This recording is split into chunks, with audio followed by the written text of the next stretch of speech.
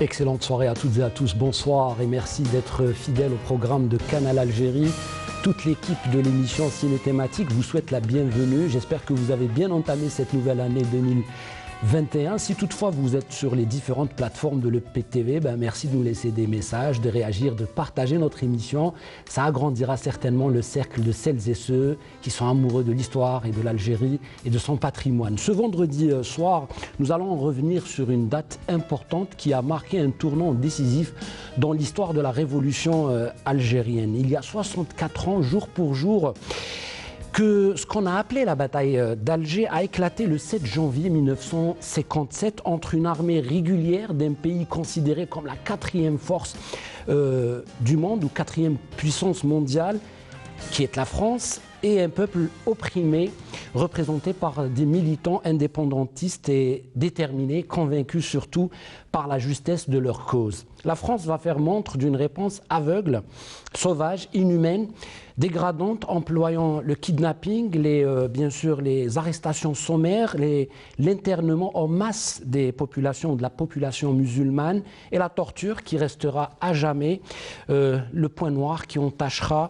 la réputation d'une république qui se veut symbole de liberté, fraternité et égalité. Nous vous proposons ce soir, mesdames et messieurs, de plonger dans l'histoire dramatique, triste, de la disparition du martyr et du moudjahed Maurice Audin. Le témoignage de ses proches et compagnons de lutte va nous permettre de comprendre, bien sûr, les méthodes instituées, les méthodes condamnables instituées par la France en Algérie et bien sûr la complicité de hauts responsables français et leur silence concernant la tragédie qui se déroulait en Algérie contre un peuple, encore une fois, colonisé. Un documentaire important qu'on vous a choisi, une reconstitution des témoignages et bien sûr une compréhension de ce qui s'est passé concernant la disparition de Maurice Audin. C'est un documentaire signé, c'est un documentaire activant. On regarde un extrait, on revient juste après.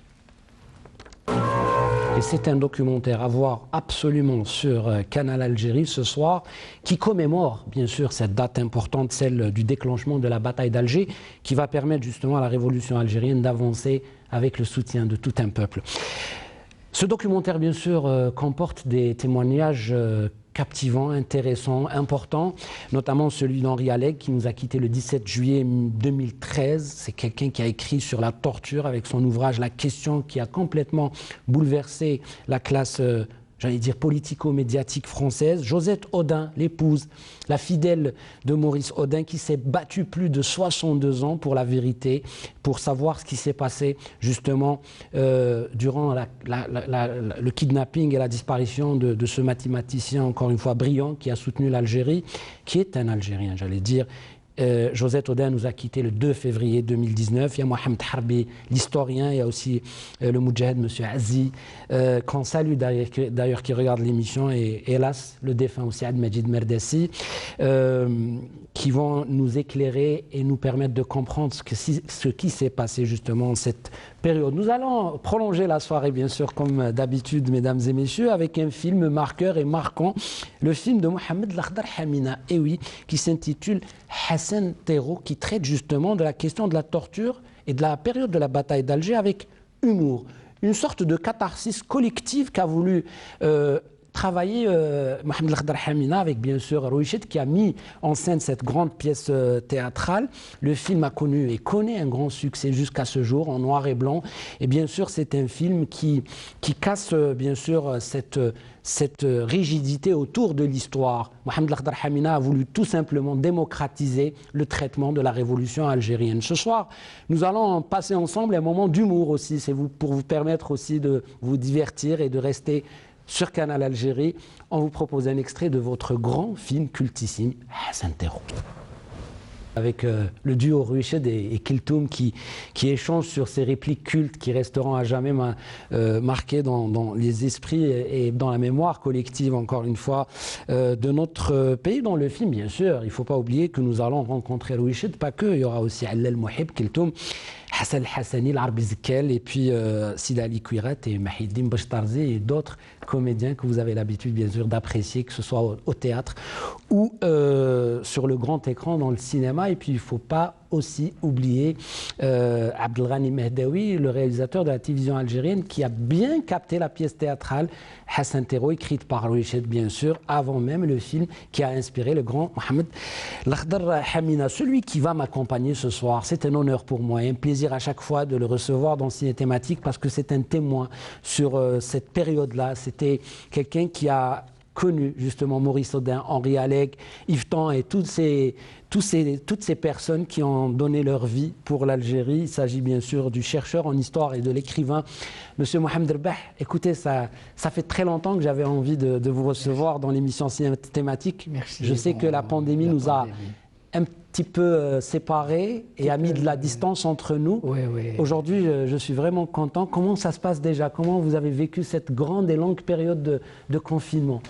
Ben, je dis la vérité, Oui. je suis anxieux. Donc j'ai eu peur, je ne sortais pas de la maison. Oui. Maintenant, bon, le climat est meilleur. Alors j'ai fait une avancée et surtout, je dis la vérité, Oui. je suis venu pour Maurice Audin, pour Henri Alleg. J'ai une dette envers eux. Envers Maurice Audin, que j'ai connu par l'intermédiaire de mon frère Nordin Albert. Ils ont combattu ensemble pour l'indépendance. Ils avaient les mêmes convictions politiques. Ils rêvaient, comme rêvaient de nombreux jeunes à l'époque, d'une Algérie libre, juste et solidaire. Ils ont donné leur vie. Nordin, mon frère aîné, est tombé au champ d'honneur au sud-ouest de Blida le 13 septembre 1957. Oui. Il était voltigeur au commando de la zone 2 de la Wilaya 4. Oui. Et il avait été étudiant à la faculté d'Alger, à l'université, l'unique université d'Alger, justement avec Maurice Audin. Et ils se sont ils sont retrouvés des martyrs pour l'indépendance de l'Algérie. Maurice Audin, comment je l'ai connu, j'allais chez lui, il m'accueillait pour me donner des cours particuliers gracieusement de mathématiques. Et en me rendant au 22 rue de Nîmes où il habitait, au centre d'Alger, je ne savais pas que j'allais à la rencontre d'un savant. Et bien après, d'un héros national. Et il était, c'est tellement modeste, tellement humain, gentil. Oui. Alors, c'est juste pour contextualiser, hein, parce que c'est vrai qu'aujourd'hui, le choix de notre thématique, il correspond à cette date phare, parce qu'il faut dire qu'il y a 64 ans, le 7 janvier 57, après l'attentat de la rue de Thèbes, quand, bien sûr, des ultras ont mis une bombe pour tuer plus de 70 Algériens, ont déclenché cette réponse de l'ALN, de l'FLN. D'ailleurs, on aura parlé sur la définition justement de ce mot, la bataille d'Alger, qui n'est pas réellement une bataille, parce qu'une bataille est censée être... répression. C'est une répression massive. Terrible. Terrible. Je sais qu'à l'époque, vous étiez dans un camp d'internement. Vous étiez à Paul Cazel, du nord de Djelfa. Et vous étiez loin de cette bataille d'Alger physiquement. Mais comment vous la percevez avec les Algériens qui étaient comme vous, capturés, mis dans des camions pour aller très très loin de leur famille, de leur maison, de leur lieu de travail, c'est-à-dire casser une vie sociale, casser un emploi, casser tout simplement une vie. Comment vous avez vu de loin, à partir d'un camp de regroupement, la bataille d'Alger? D'abord, je donne une date, c'est-à-dire que nous avons été arrêtés le 27 janvier 1957. C'est à la veille de la grève des 8 jours. Et là, évidemment, on a été, disons, kidnappés. dans nos maisons. Et certainement, ils ont voulu casser cette grève en arrêtant en masse des Algériens, particulièrement musulmans. Oui. Mais il y avait aussi des Algériens d'origine européenne, des anciens syndicalistes, des anciens du Parti communiste algérien. Mais eux ont été séparés, ils ont été emmenés dans un camp spécial pour Européens à Lodi. Et nous, on nous a emmenés à un camp qui a été construit dans la précipitation sur ordre du général Massu, Paul Kazel, à Inoussera. Ouais. D'ailleurs, on y voit une reconstitution qui a été faite d'ailleurs par notre ami le réalisateur Guénifi sur un récit de Abdelhamid Benzine, justement le camp. C'était aussi, de Bourari, mais c'est les mêmes procédés. On va voir, bien sûr, Et le camp de Bogar. Oui, c'était Bourari, c'est un camp terrible. On avait participé justement à cette terrible. Paul Kazel, donc, c'était un camp de toile. Oui. Mais nous sommes arrivés, donc, il y a l'entrée terrible, parce que nous avons été reçus, c'est le terme, reçus par des légionnaires allemands. Ouais. Terrible. Oui. Et bon, c'était les premières guitounes. Moi, j'étais à la deuxième guitoune, j'avais le matricule 40. Oui. D'ailleurs, à l'entrée, nous avions perdu vos noms, vos prénoms, vos identités. On nous appelait ont par disparu. 40. Je me souviens d'un co-détenu du Sendé qui s'appelait, on l'appelait Settin, parce qu'il répondait au Settin. Il connaissait que cela. Ouais, il avait retenu alors, que le ça montre chiffre. bien qu'il y avait une dépersonnalisation, c'est ce qu'il se recherchait. Rechercher, c'est-à-dire nous mater. Voilà. Et là, au fur et à mesure, le camp s'emplissait. Et on nous utilisait, nous, pour justement monter les guitounes et les barbelés, parce que le camp était construit en plusieurs quartiers. Alors, on nous utilisait le matin, un travail forcé. Oui. Et finalement, pour recevoir ceux qui arrivaient après nous, et là, je voyais ceux qui avaient été affreusement torturés. Affreusement torturés, je me souviens d'un co-détenu, Hammer de Blida, qui avait été détenu dans une cuve de vin. Et il ne tenait pas debout. Eh bien, en l'appelant, il est tombé, tellement la voix. Ceux qui ont subi la torture, particulièrement dans les Métidja, dans les cuves de vin, on ne peut pas raconter. Inimaginable. Oui. Il y a une sorte de pudeur qui s'impose parce qu'on ne peut pas raconter en fait la violence quand elle est au-delà de la dignité des hommes, au-delà du respect de la chair de l'homme. Cette torture, donc institutionnalisée par le gouvernement français qui avait préparé dès le début janvier, puisqu'il y a eu une rencontre entre Guy Mollet et Jean Lacoste, Robert Lacoste, à Paris, pour préparer cette répression. Et ça va être Massu qui va être le bras armé de cette réflexion. Massu a été nommé préfet. Il avait le pouvoir de vie et de mort sur les Algériens, pouvoir militaire et civil. Et il a été nommé donc le 7 janvier et il a commencé la répression le lendemain par une rafle monstre dans la Casbah. Une rafle monstre. Le 8 janvier, il a commencé ses fonctions. Et il préparait, donc il fallait pour eux casser la grève qui avait été décidée par le CCE comité de coordination d'exécution qui se trouvait à Alger. C'est une décision de la direction centrale du FLN. Finalement, M. Rabah, quand vous parlez de la grève des 8 jours, c'est quelque chose d'ingénieux qui a été justement pensé par la Révolution. C'est-à-dire qu'on disait au monde que nous allions répondre d'une manière pacifique.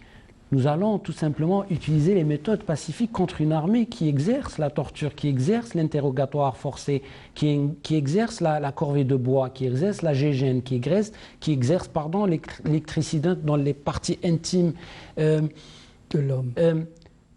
Est-ce que vous pensez que finalement cette bataille d'Alger, avec des acteurs et des actants qui ont été des accélérateurs de particules, parce que finalement la machine s'est emballée et que même à l'international, le monde a commencé à voir de plus près ce qui se passait en Algérie, notamment avec la question de votre ami Henri Alleg, cet écrit qui a été fait dans la douleur et dans l'emprisonnement et sous la torture avec des bribes de papier comme ça cachées et tout. Est-ce que vous pensez que finalement cette bataille d'Alger a été l'élément final de l'adhésion populaire, c'est-à-dire c'était la fin d'une période pour le colonisateur, et que finalement la bête, quand elle est abattue ou quand elle est touchée, elle va devenir encore plus féroce que jamais? Oui, c'est la grève des 8 jours, la participation du peuple. Il a exprimé sa volonté d'indépendance. Oui. Et il faut dire que c'est pour montrer que tout le peuple voulait l'indépendance, que ce n'est pas un groupuscule. Oui. On prétendait que c'était des rebelles, un groupuscule, par exemple le groupe du 1er novembre, et que ça n'allait pas être suivi. Oui. Donc, si on considère que dans la tactique, c'est une manifestation de masse, ça s'est discuté, l'opportunité de cette grève. Oui. Il y a eu une discussion. Parce qu'après, en voyant les conséquences, on a dit qu'il ne fallait pas organiser cette grève parce qu'il y a eu un démantèlement du réseau, bien sûr, du FLN au niveau d'Alger, particulièrement à Alger. Et Alger était ciblé parce que c'était la capitale de l'Algérie coloniale, Alger. Oui. Tous les yeux étaient... Et c'est le contexte, il ne faut pas l'oublier, c'est que la question algérienne allait être discutée à l'ONU, et elle a été discutée le 4 février. Bon, finalement, les alliés de la France coloniale ont réussi à... Quand on est novice ou quand on veut découvrir l'histoire de notre pays, on va sur Google, on tape la bataille d'Alger. D'ailleurs, c'est ce que j'ai fait un petit peu naïvement, j'allais dire hier. Et je vois que sur Wikipédia, par exemple, qui est un moteur de recherche, je ne sais pas, une plateforme c'est comme un dictionnaire mondial des noms, des événements, et je tombe sur justement la bataille d'Alger où c'est exprimé comme si c'était la réponse de la France contre des terroristes et contre le terrorisme qu'exerçait le FLN sur la population civile. C'est juste qu'à ce jour, c'est identifié comme ça. Et vers la fin, c'est vrai qu'on trouve, soi-disant, que c'est l'armée française qui a gagné cette fameuse et grande bataille d'Alger, mais au final, c'est cette même bataille d'Alger qui a fait perdre la France ses 132 ans de colonisation, parce que justement, les Algériens ont exprimé leur soutien à la LN ou à FLN le 11 bien sûr, décembre, et puis avant, il y a des écrits comme ceux de Henri Alleg qui ont permis justement l'accélération de l'indépendance en Algérie, que le monde entier ne voulait pas de ces méthodes qui sont honteuses pour la France, tout simplement, même par les Français eux-mêmes. C'est le gouvernement français qui a lancé, au plan médiatique, l'expression bataille d'Alger. Oui. Pourquoi? Pour dire nous allons vaincre pour eux l'ennemi, Oui. vaincre par les armes. Mais au fond, Oui. c'était une terrible répression, une terreur, une répression où la population algérienne musulmane, comme on disait à l'époque, était ciblée pour lui faire peur, pour qu'elle ne s'engage pas, pour qu'ils isolent la Hélène. Parce que la Hélène, en 1956, avait l'initiative. La France a perdu. Et d'ailleurs, Robert Lacoste, le ministre résident, enfin gouverneur général, avait dit nous avons passé un été chaud comme Salan, l'été de 1956. Donc il ne faut pas, moi je pense, il ne faut pas utiliser le terme bataille. C'est beaucoup plus. D'ailleurs, c'est ce qui nous amène. C'est ce qui nous amène à parler de la torture. C'est vrai. La torture des parachutistes de la 10e division. Les parachutistes haineux, haineux, racistes, de racisme anti-arabe, anti-musulman. Et ce racisme-là, les parachutistes l'ont appris à l'école. D'ailleurs, on peut dire que même le peuple français était raciste, il se désintéressait de ce qui se passait pour lui la guerre, sauf quand les... Je vais demander à notre ami Nabil Tribesh, qui réalise cette émission, de nous afficher la photo de votre ami, Henri Alleg, que vous avez rencontré, je pense, en 1947. Oui, je l'ai vu. À Blida, autour d'un qalbelouz et d'un thé bien chaud et bien réconfortant. Mais j'ai envie que Nabil passe l'image ici pour vous permettre de voir ce sourire. C'est ce sourire. Vous nous dites que... Vous nous dites que c'est ce sourire-là qui vous a attiré et qui vous a donné toute cette force de continuer jusqu'au bout et d'aller vers votre passion. Écrire, avec bien sûr quand vous lui dédicacez les chemins et les hommes, il vous répond et il vous dit « Je suis fier de vous, monsieur Elbah ». Oui, il me disait « C'est bien, continue, c'est bien ce que tu fais ». Continue, c'est bien ce que tu fais. Cette expression jusqu'à ce jour. Alors, c'est bien ce que tu fais. Je sais qu'il y a un moment d'émotion, mais je suis en train de chercher une phrase. Et c'est Henri Alleg qui parle, justement, Nabil.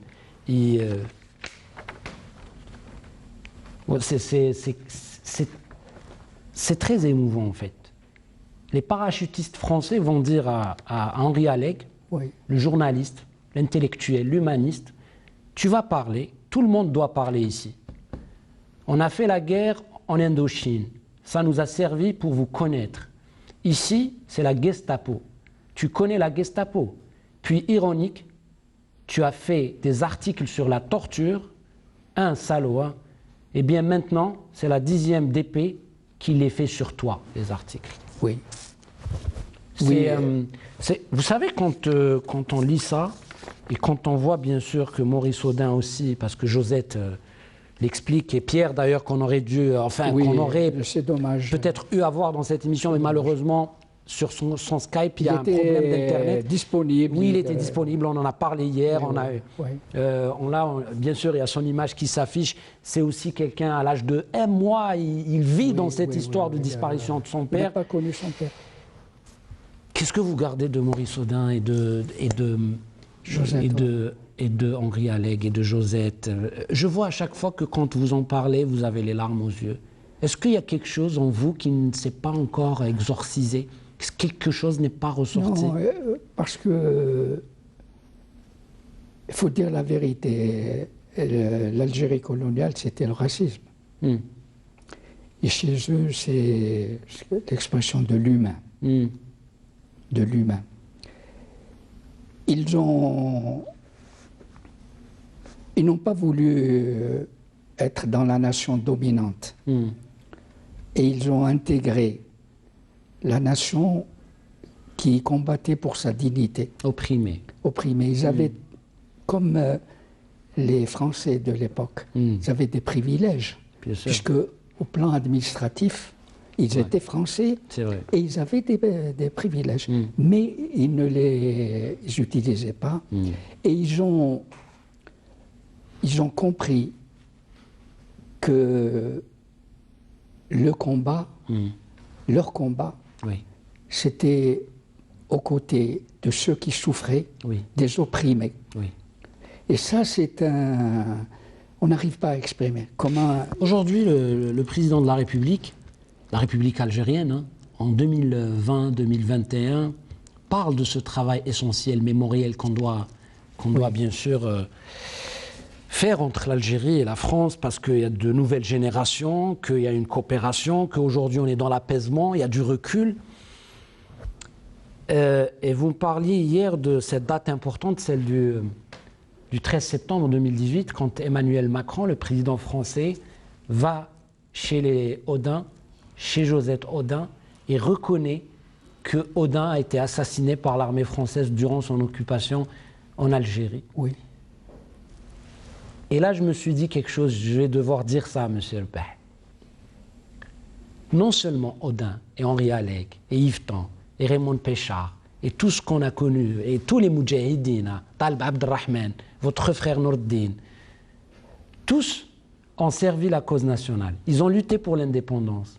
Mais ce qui est incroyable, c'est qu'en 2020, en 2018 et en 2021, peut-être probablement même en 2029, ils vont servir comme exemple pour les générations nouvelles, un exemple pour le respect de la dignité des hommes, pour l'égalité, la vraie l'égalité entre les hommes, pour la liberté des peuples et l'autodétermination des peuples. Vous vous rendez compte qu'aujourd'hui, le sacrifice de Maurice Audin est un sacrifice qui survit encore. Qui survit. On parle encore de Maurice Audin comme symbole. Comme symbole. Parce qu'aujourd'hui, il y a une école qui va être érigée où il y a le nom de Maurice Audin en France. Et les étudiants et les élèves français vont devoir se pencher sur l'histoire de Maurice Audin et savoir ce que l'armée française coloniale a fait en Algérie. Et l'engagement de Maurice Audin, qu'est-ce qui l'a poussé à l'action? Qu'est-ce qui l'a poussé à l'action? Finalement, c'était un mathématicien. Il vivait bien avec Josette. Oui, il était promis à un avenir brillant, radieux. Et qu'est-ce qui l'a poussé à l'action? C'est Josette Audin qui le dit, qui l'écrit, et qui le dit en répondant à un journaliste. Elle a dit ce sont ses convictions communistes qui l'ont poussé à l'action.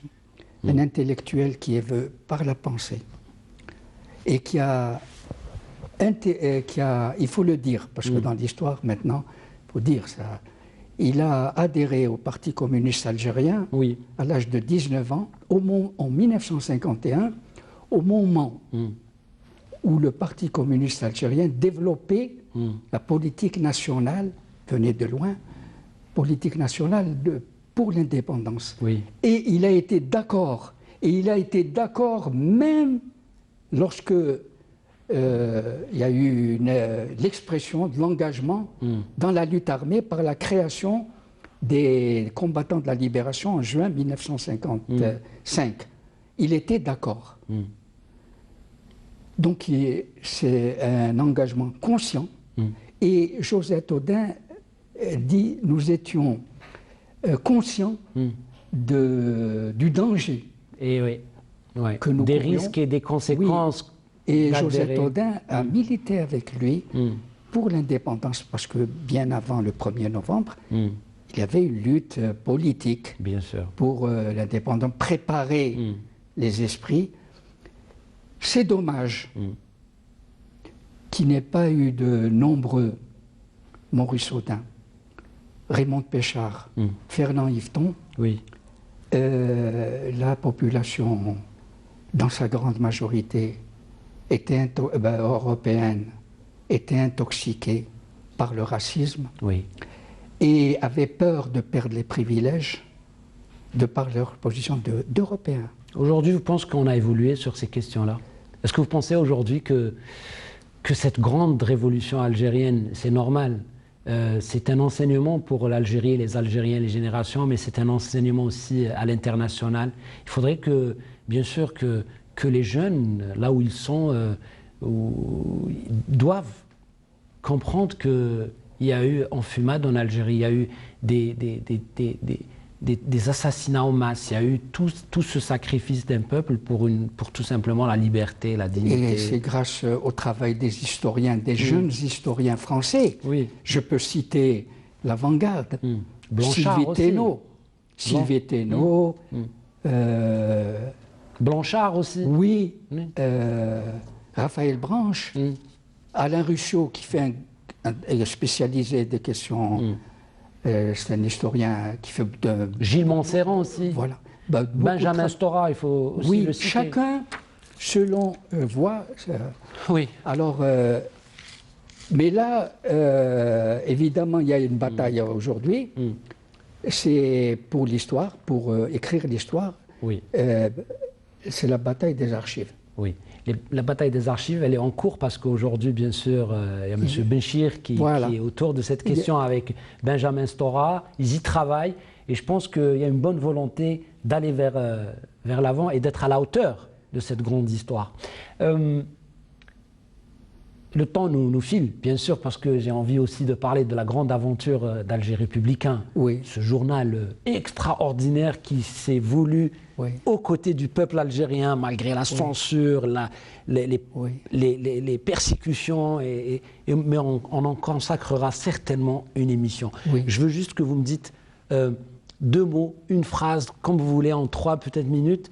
Qu'est-ce que vous pensez du travail justement de François de Merliac qui a consacré ce travail avec une reconstitution, avec ce qu'on appelle un procédé de docufiction, des témoignages qui resteront précieux parce que la majorité nous ont quittés malheureusement, y compris votre ami Abdelmajid Merdassi qui nous a quittés dernièrement et qui était ici même sur le plateau de Ciné Thématique.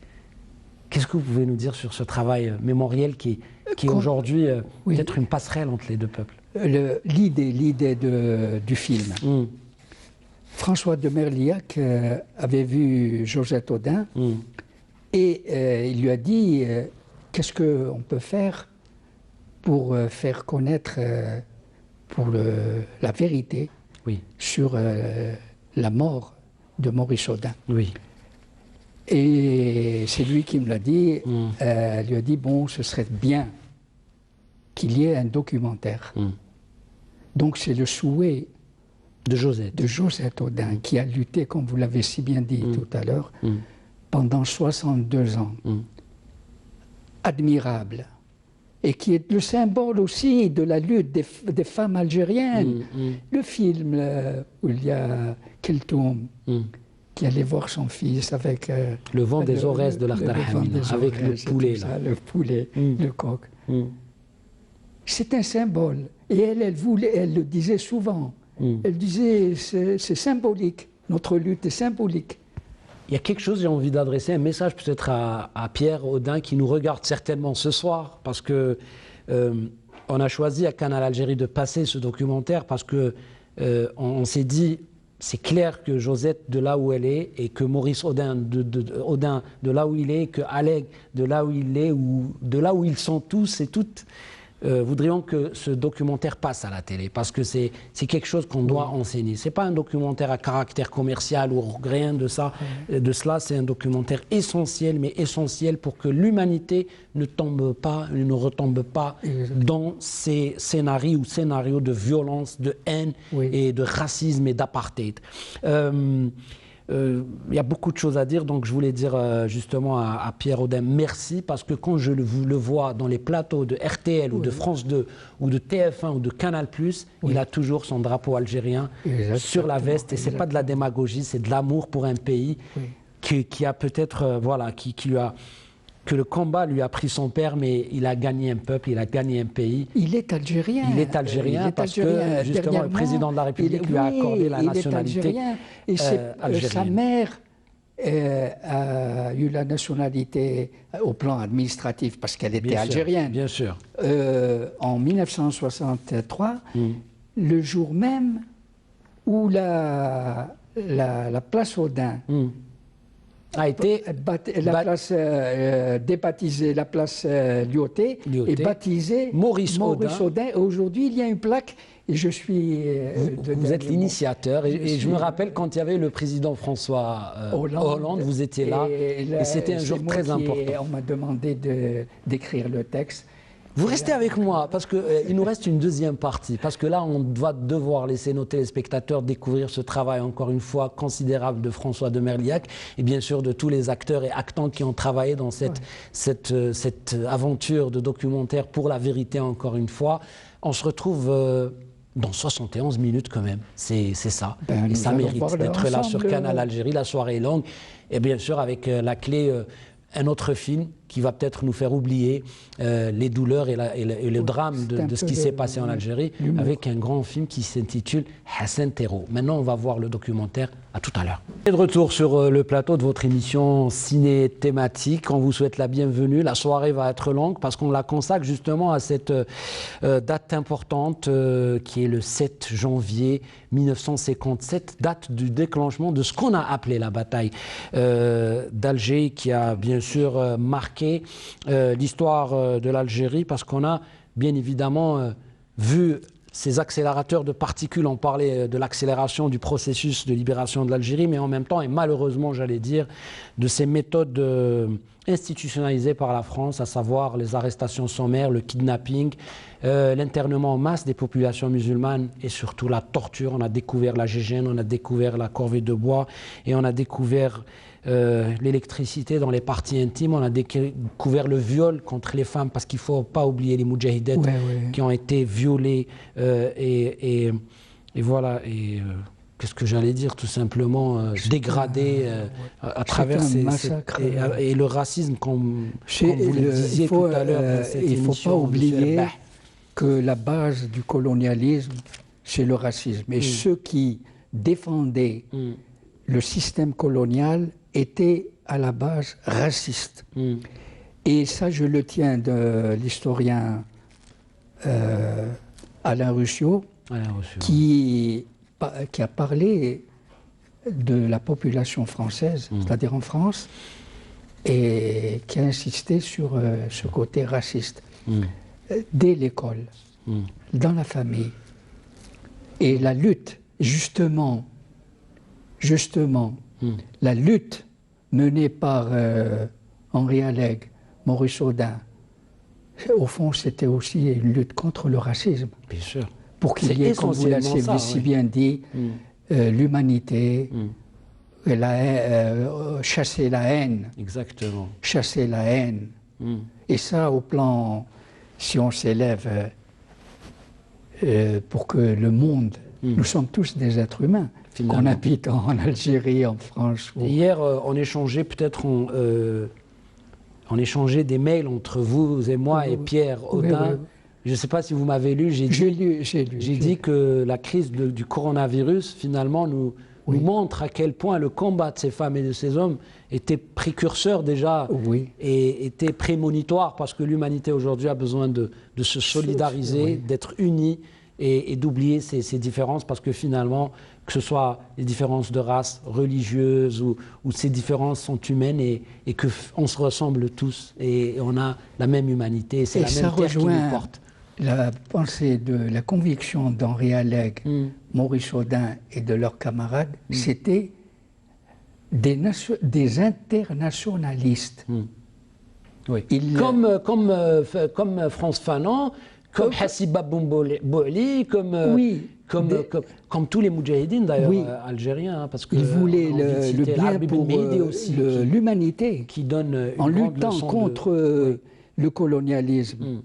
J'ai choisi ce soir, moi et le staff, bien sûr, de cette émission, à savoir notre ami Hassiba Hasnaoui, Nabil Tribesh et moi-même, et ceux qu'on ne voit pas et qui sont vraiment derrière la machine ciné-thématique, bien sûr, Ahmed Kateb, Adel Saadoun, Morad Idrouj aussi, pourquoi pas, parce que c'est les gens de la programmation, et on se concertait, on se disait, bon, c'est vrai que c'est une soirée un peu...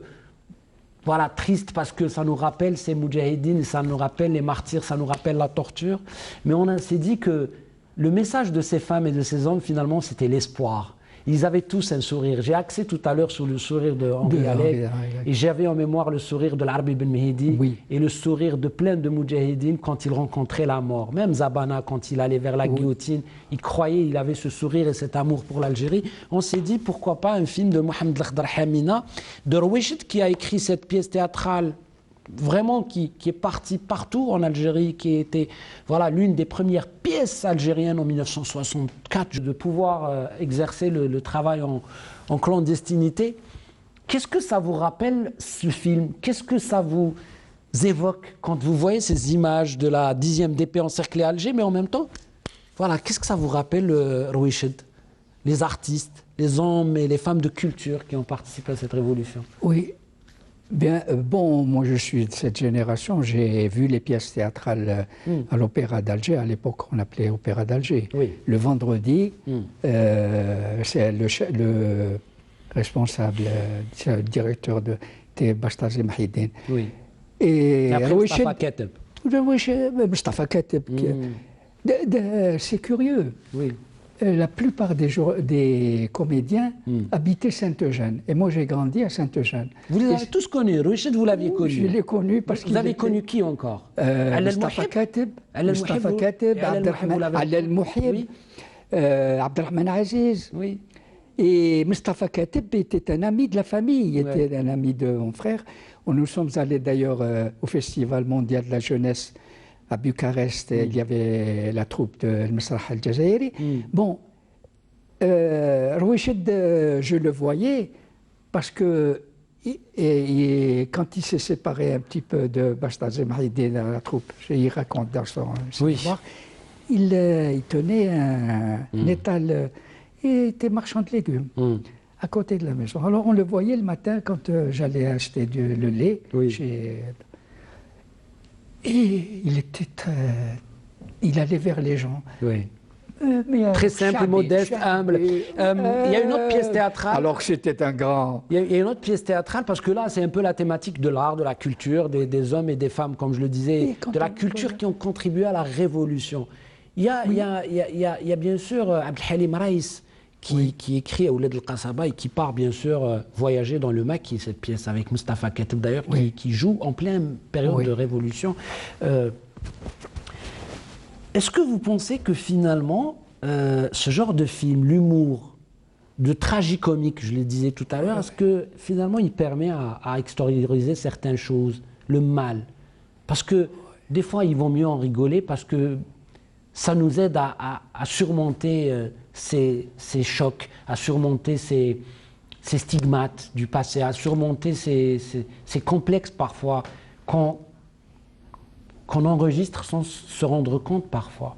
De l'humiliation, on n'en parle pas, vous me le disiez tout à l'heure, par humilité on ne parle pas, par dignité, par pudeur, on ne peut pas dire ce qu'on nous a fait quand on était dans les camps et quand la France était là.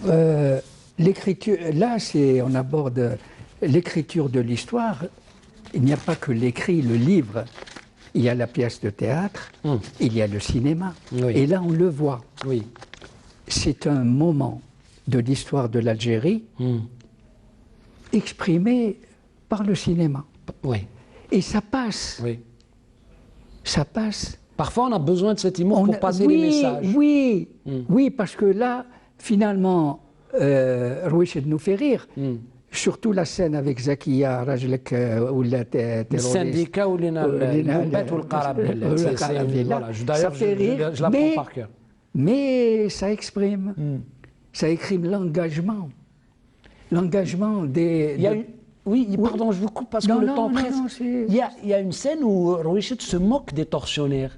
Oui. Vous me parliez de cette scène, parlez-moi encore. Et ça, il exprime Parce qu'effectivement, à la fin, en sortant de la salle de torture, dans la cellule, les détenus riaient. Ils riaient, donc ils surpassaient et dominaient la souffrance. C'est ça qui a permis justement à ce qu'ils ne deviennent pas fous. Oui, parce qu'on risque, on peut devenir fou, la torture. On peut. C'est un martèlement. Il y a la torture chinoise, le bidon, le bidon allemand et la goutte d'eau, et tout ça, c'est terrible. On n'arrive pas à décrire ce que c'est que la torture. J'ai en image Jamil Abou Pacha, j'ai en image tout. Qu'est-ce qu'il... la souffrance. Et là, Henri Alleg, en écrivant la question, il a essayé d'exprimer ce que ses co-détenus, ses camarades de combat, ont subi. Et comme, avec beaucoup d'humilité, il n'a pas parlé beaucoup de lui. Et là, donc, on revient l'écriture de l'histoire. Et vous l'aviez dit tout à l'heure, aujourd'hui, les jeunes doivent connaître l'histoire de leur pays en lisant, ou bien en regardant une pièce théâtrale, ou bien un film, pour défendre leur pays, la souveraineté nationale. Nous sommes, bon, on n'aborde pas un problème politique, mais c'est important de le dire. Il faut connaître l'histoire, connaître comment, le prix payé pour arracher l'indépendance, pour défendre la souveraineté nationale, le danger qui nous guette. Absolument. Connaître l'histoire. Vous me donnez envie de vous prendre dans mes bras, croyez-moi. J'oublie la caméra, j'oublie la télé, j'oublie le cadre là où nous exerçons, parce que vous savez, j'ai toujours cette distance que je mets avec mes invités, parce que c'est comme ça à la télé, on vous voit, mais croyez-moi, depuis le jour où je vous ai connu, depuis le jour où j'ai eu le privilège et la chance, d'ailleurs, je le disais, de vous recevoir grâce à des personnes qui m'ont permis de vous connaître, comme Yazid Ait Mahiddin qui nous a fait la présentation dehors. Je vous assure que vous êtes comme un papa pour moi. Donc, je vois en vous tous les pères et tout le sacrifice de cette grande génération qui était la vôtre et qui nous a laissé ce legs important dont nous devons vraiment prendre soin. Il faut prendre soin, Merci beaucoup, Monsieur Mohamed Rebah. C'était toujours plaisir de vous avoir dans ces thématiques. Toute l'équipe vous salue, vous remercie. Les caméramans, je les salue. Camérawoman en face de moi, merci pour votre patience. Merci